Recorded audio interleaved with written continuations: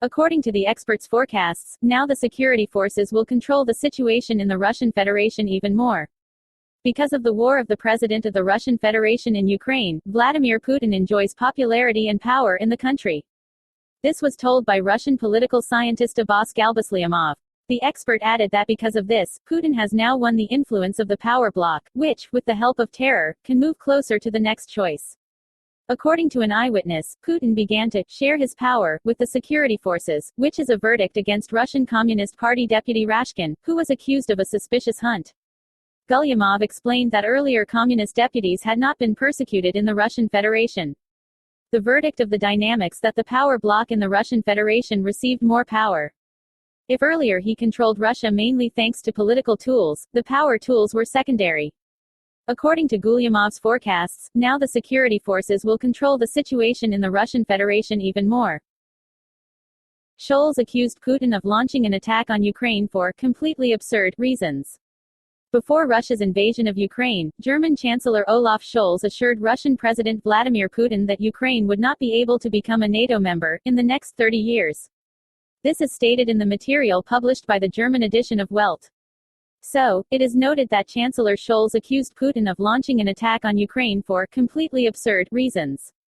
NATO has never posed a threat to Russia, he said, dismissing accusations that NATO countries did not care about Russia's security interests before the war in Ukraine.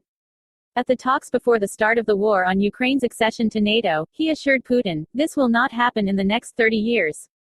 Putin has completely absurd ideas and explained to Scholz that Belarus and Ukraine, for example, should not be separate states.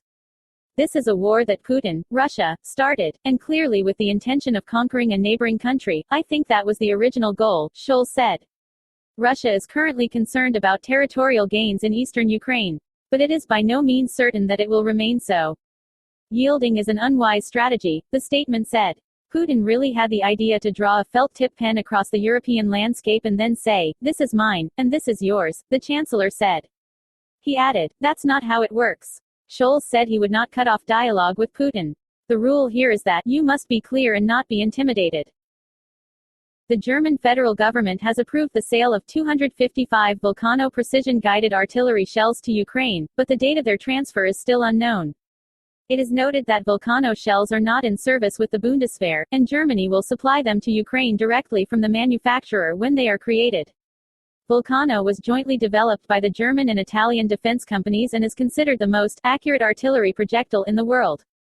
It is capable of hitting targets at a distance of 70 to 80 kilometers with an accuracy of 1 meter. The 155 mm Volcano projectiles can be fired from large howitzers such as Germany's Panzerhaubitze 2000, which Germany has already donated to Ukraine, effectively doubling their effective range. At the same time, despite the declared caliber, Volcanos actually have less braking power, since a high-precision guidance system takes up part of the diameter. Some varieties of Volcano even have a laser guidance system, but most likely Ukraine will receive a version with GPS guidance and infrared sensors. Earlier, Germany handed over 5,155 howitzer shells to Ukraine and is preparing another 1592 year. Experts interviewed by Welt am Sonntag said they did not understand the logic behind why Germany allowed the export of precision-guided projectiles and still delays the delivery of decommissioned Marder infantry fighting vehicles or Leopard tanks. German Chancellor Olaf Scholz, US President Joe Biden, French President Emmanuel Macron and British Prime Minister Boris Johnson called for an early visit of the IAEA representatives to the Zaporozhye NPP. It is reported that the leaders of the four countries held telephone talks today. In particular, they agreed that support for Ukraine in defense against Russian aggression will continue in the long term. In addition, the leaders discussed the situation in the Middle East, including negotiations on a nuclear deal with Iran and its behavior in the region. Recall that Biden approved a new $775 million military aid package for Ukraine, which will include HIMARS ammunition, howitzers and drones. In addition, Germany handed over to Ukraine 3 Gepard anti-aircraft guns, 11 M113 tracked armored personnel carriers and 1,000 dry rations.